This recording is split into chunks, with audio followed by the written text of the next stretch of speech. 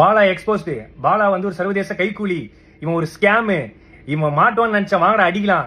இந்த வண்டி தான் அண்ணன் கேபி பாலா எனக்கு வாங்கி கொடுத்தது. இதை வந்து நிறைய பேர் என்ன சொல்றீங்க, வண்டி வந்து வாங்கி கொடுக்கல, பொய்யானது, நம்பர் பிளேட்லாம் மறைச்சிருக்காங்க அந்த மாதிரி சொல்றீங்க. இது வண்டி ஜெப்ட் நான் தான் ஓட்டுறேன், அண்ணன் எனக்கு வாங்கி கொடுத்த வண்டி தான். எவ்வளோ வன்மம் இல்லை.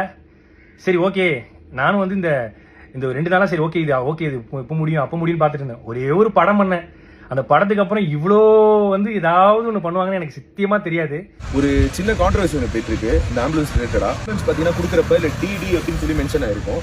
அது வந்து நாங்கள் கொடுத்த அடுத்த நாளே எங்களுக்கு தெரிய வந்துருச்சு அது வந்து டி மட்டும் தான். அன்னைக்கு பண்ண பெயிண்டிங் ரீஒர்க்னால வந்து டிடின்னு எக்ஸஸ் ஒன்று ஆட் ஆயிட்டுன்னு சொல்லிட்டு இந்த ஆம்புலன்ஸ்னால எவ்வளோ குழந்தைங்க பிறந்தாங்க, எவ்வளோ பேர் உபயோகம் அடைஞ்சாங்க, எவ்வளோ உதவி பண்ணிச்சுங்கிறத பற்றி யாருமே பேசவே இல்லை. இந்த ஆம்புலன்ஸ் வந்து ஒரு நம்பர் பிளேட், ஒரு டி பிரச்சனை, சின்ன டி, அந்த டி பிரச்சனையை வச்சுக்கிட்டு எவ்வளோ பண்றாங்க. இந்த ஆம்புலன்ஸ் மூலியமாவும் இந்த எத்தனை ஊருக்கு தண்ணி இல்லாதவங்களுக்கு தண்ணி கிடைச்சி அந்த ஊர் மக்கள் வாழ்ந்துட்டு இருக்காங்க, எவ்வளவு ஆட்டோ டிரைவர்ஸ் இருக்காங்க. அது மட்டும் இல்லாம இந்த ஆம்புலன்ஸ் எவ்வளவு பேர் பொழைச்சிருக்காங்க இந்த ஆம்புலன்ஸ் சர்வீஸ்ல. அது இல்லாம எவ்வளவு பசங்க வந்து படிக்கிறாங்க, இதெல்லாம் சொல்லக்கூடாது. அதெல்லாம் யாரும் நம்ம வந்து நல்ல பண்ற விஷயங்களை, பாசிட்டிவான விஷயங்கள் எதுவுமே போறது இல்ல.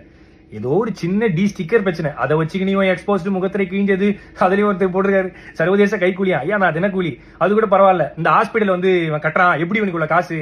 ஏங்க நான் ஈவென்ட் போறேன், நான் வந்து ஆங்கரிங் பண்றேன், நான் படம் நடிக்கிறேன், ஆட் ஷூட் பண்றேன், அதை தாண்டி நான் ஃபாரின் ஈவெண்ட்ஸ் போறேன். இதுல வந்து ஒரு ஃபாரின்ல இருந்து யாரோ காசு தராங்க. யாருங்க காசு தருவா அந்த காலத்துல? என்கிட்ட ட்ரஸ்ட் கிடையாது, என்கிட்ட எந்த விதமான கிரவுண்ட் பண்ணி ஆக்டிவிட்டிஸ் பண்ற எதுவுமே கிடையாது. நான் சொந்தமா சம்பாதிக்கிறத மட்டும் தான், நான் டே நைட்டா ஓடி சம்பாதிக்கிறதா பண்றேன். அதுல எப்படி ஹாஸ்பிட்டல் கட்டினா அவ்வளவு காசு வேணுமே, இவ்வளவு காசு வேணுமே? ஏங்க நான் வீடு கட்ட வேண்டிய அந்த கால் கிரவுண்ட் இடத்துல பின்னாடி அமுதவானன் ஒரு கால் கிரவுண்ட் வாங்கி அரை கிரவுண்ட்ல வீடு கட்ட இடத்துல நான் வந்து ஒரு சின்னதா ஒரு கிளினிக் கட்டுறேன்.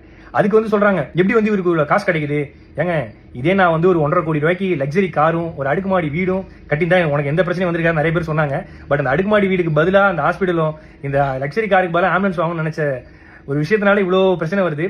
இப்போ கூட நான் வந்து எதுக்கு இந்த வீடியோ போறேன்னா, சரி ஓகே நேற்று இது முடிஞ்சிடும் நினைச்சேன். பட் இல்ல, இது வந்து முடிகிற மாதிரியே இல்ல. ஸோ அதனால தான் வந்து ஏன்னா நம்மளுடைய பேரை வந்து மக்கள் கிட்ட கலங்கடிக்கணுங்கிற ஒரு விஷயத்துக்காக இவ்வளவு விஷயங்கள் நடந்துட்டு இருக்கு.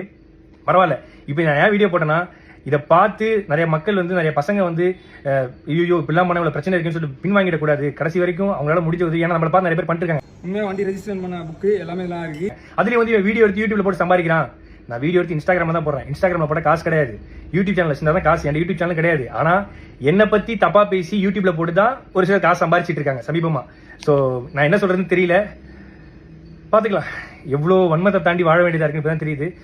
பிரச்சனை இருக்குன்னு தான் நல்லது பண்றோம், ஆனா நல்லது பண்றதுல ஒரு பிரச்சனை இருக்கான்னு கேட்டா என்ன சொல்றதுன்னு தெரியல. நன்றி. இந்த 2 நாளா நான் படுற கஷ்டத்துக்கு எல்லாத்துக்கும் நன்றி. ஆனா நீங்க பண்றதெல்லாம் பார்த்து நான் ஓட மாட்டேன். எனக்குன்னு மக்கள் இருக்காங்க, அவங்களுக்காக நான் கடைசி வரையும் ஓடுவேன். தேங்க்யூ.